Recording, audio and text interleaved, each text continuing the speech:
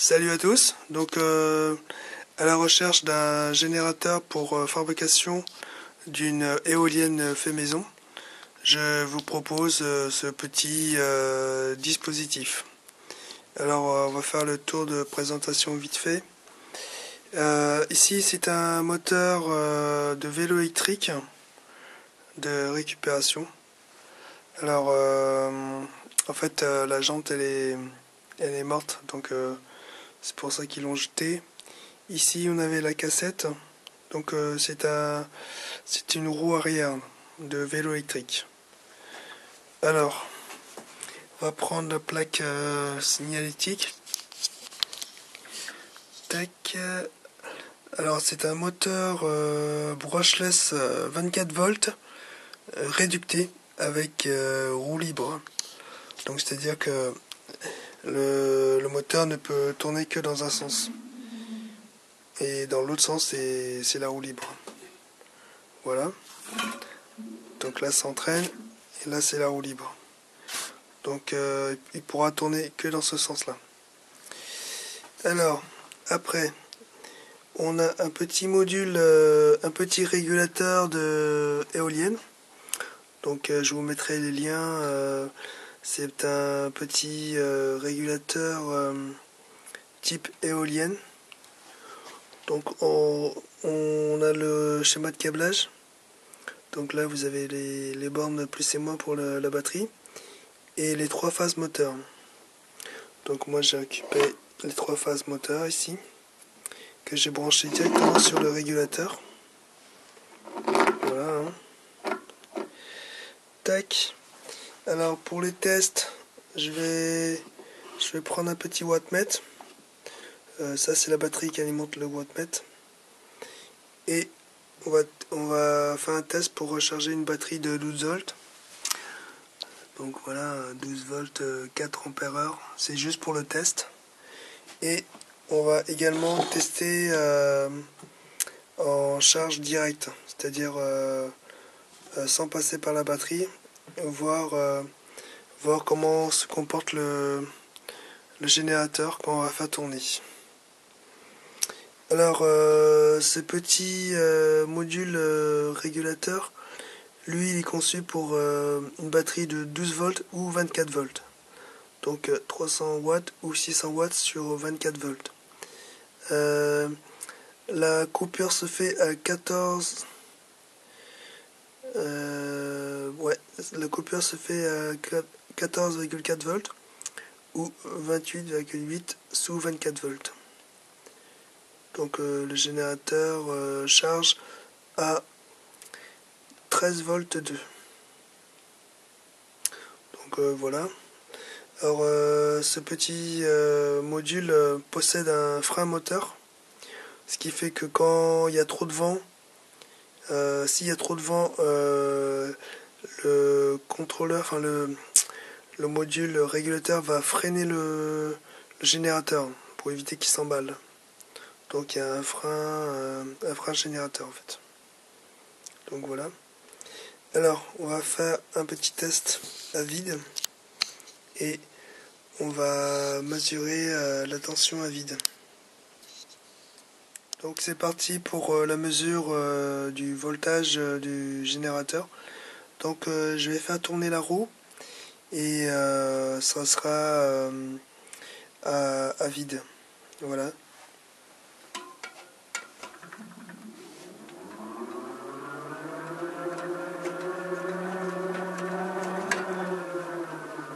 Donc on voit que le générateur produit facilement jusqu'à 13 volts, qui est la tension de charge pour une batterie de 12 volts. Alors maintenant je vais réaliser un test avec une ampoule de 55 watts de voiture. Donc c'est une ampoule H4, hein, donc 55 watts en 12 volts. Et je vais actionner la roue et le générateur va produire du courant pour faire allumer l'ampoule. Alors c'est parti.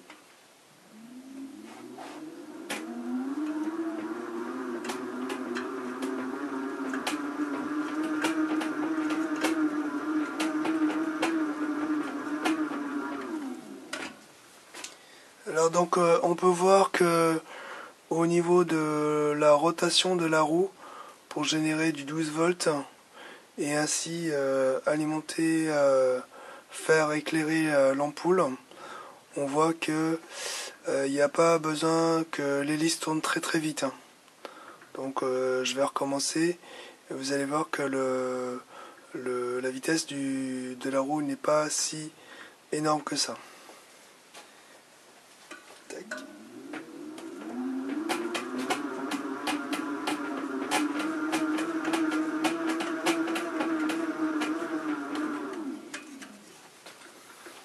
Alors maintenant on va passer, on va visualiser l'enregistrement du wattmètre. Alors je vais me mettre dessus. Alors ma batterie, ma petite pile, elle est un peu faible. Donc on va essayer de lire les enregistrements. Tac. Alors pour le coup, je vais débrancher l'ampoule et je vais brancher la batterie. Voilà, on voit mieux. Alors là, j'ai connecté la batterie. Voilà, c'est vrai que ça s'affiche. J'ai connecté la batterie au wattmètre uniquement pour allumer parce que ma petite pile elle est un peu faible. Alors, qu'est-ce que dit l'enregistrement? Donc là, j'ai la puissance maximale qui est à 42 watts et l'ampérage 4 ampères 4. Donc je suis presque à 55 watts. Donc sinon pour les 12 volts, 55 watts. Donc moi en tournant la roue, je suis à 42 watts. Donc voilà. Maintenant on va passer au test avec la batterie. Donc on va aller recharger une petite batterie de 12 volts. Donc là c'est juste pour le test. Donc j'ai pris une batterie de 12 volts. Et on voit qu'elle est pas vraiment chargée parce qu'elle est à 11 volts 88. Donc je vais tourner la roue et puis on va voir ce que enregistre le wattmètre. Alors pour le coup je vais réinitialiser le wattmètre parce qu'il a mémorisé les anciennes mesures. Alors je débranche. Tac, on va attendre un petit peu. Et je rebranche l'alimentation de la batterie à recharger. Donc j'ai enlevé ma petite pile hein, qui est ici pour la mémoire. Alors on voit que je suis à 0 ampère. Tout est à 0, hein, 0 watts. Ça c'est les 11 volts de la batterie. Et je n'ai pas d'ampérage qui passe. Donc maintenant avec ma manivelle je vais tourner la roue et on va voir les mesures pour recharger la batterie de 12 volts. Allez c'est parti.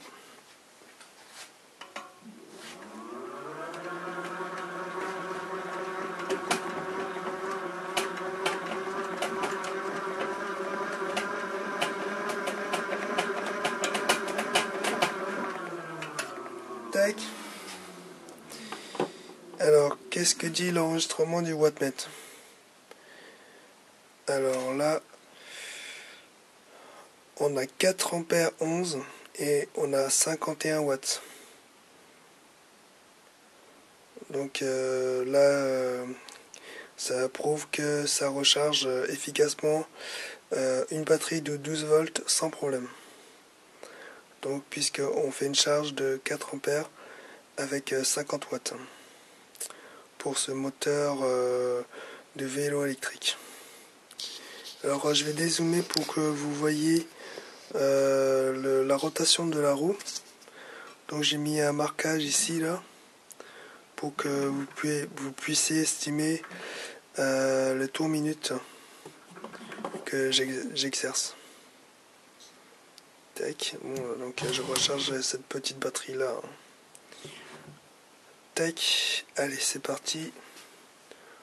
On va faire un test.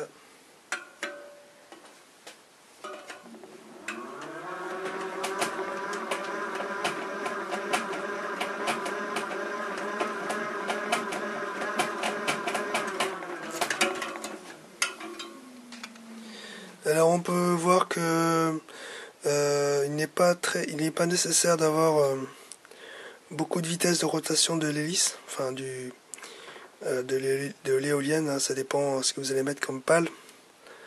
Donc ça suffit très bien, très largement. Donc toujours les mesures. On est passé à 58 watts. J'ai dû tourner un peu plus vite. Hein. Et 4 ampères 4 ampères 62. 58 watts. Presque 60 watts. Donc l'essai est plutôt concluant. Alors je pense que c'est un bon compromis pour se fabriquer une petite éolienne installation maison pour un cabanon à poules, poulailler, pour un système d'éclairage autonome. Voilà. Alors l'avantage de récupérer un roue de vélo électrique à réduction, parce que ça c'est un moteur réducté. Il existe des moteurs direct drive, c'est-à-dire que vous avez il n'y a pas d'engrenage dedans, c'est directement avec les aimants, comme sur les moteurs de voorboard. Hein. Et l'avantage de ces petits moteurs de vélo électrique avec réducteur, c'est que vous n'avez pas besoin de tourner très vite la roue pour produire plus de courant. Parce que comme c'est réducté dans l'autre sens, c'est-à-dire que le moteur va tourner vite et la roue va tourner lentement. Donc forcément si vous faites une action sur la roue, et ben ça va entraîner le moteur à tourner plus vite. Donc ça multiplie les tours minutes du moteur. Donc l'avantage se trouve ici. Un autre avantage aussi, c'est que avec ce type de moteur transformé en générateur, c'est qu'il est étanche. Normalement tous les moteurs de vélo électrique sont étanches. Alors préconisez plutôt un moteur réducteur. C'est souvent sur une roue avant, vous avez ce modèle là, et donc étanche. Donc il suffit juste de reprendre l'axe et puis sortir les câbles. Faut bien câbler les 3 phases, sinon vous allez perdre la puissance. Alors autre avantage aussi, c'est que on peut installer facilement des pales sur cette roue, donc des pales fait maison. Hein. Alors je vous conseille plutôt une grosse hélice que les petites hélices, parce que là on va plus favoriser le couple que la vitesse de rotation. Donc prenez des grandes hélices hein, pour que ça tourne assez lentement, parce qu'il n'y a pas besoin de tourner vite puisque ce moteur est déjà démultiplié. Voilà, d'autres choses, c'est que il faut bien choisir le sens de rotation, puisqu'à l'intérieur on a une roue libre. Donc si ça tourne dans l'autre sens, ça n'entraîne pas le moteur, et dans l'autre sens ça va entraîner le moteur. Donc autre avantage aussi, c'est que comme on a déjà des percements ici, on peut très bien adapter plusieurs pales comme ceci directement comme sur les jantes à bâton des mobylettes, des jantes alu, on vient fixer les pales et comme ça directement au niveau des trous des rayons. Donc ça peut être un avantage aussi.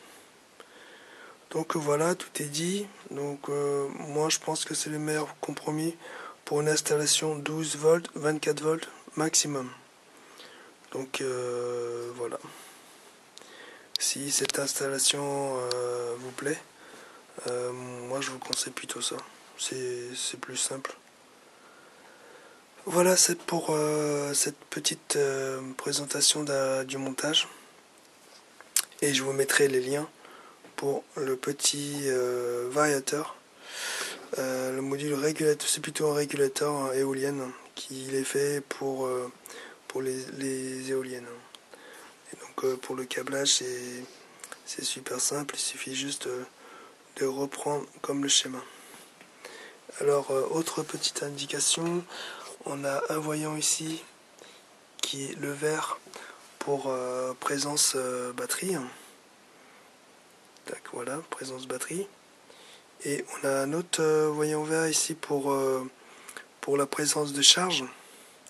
C'est-à-dire quand je vais tourner, ça va m'indiquer que vous êtes en train de charger. Et oups.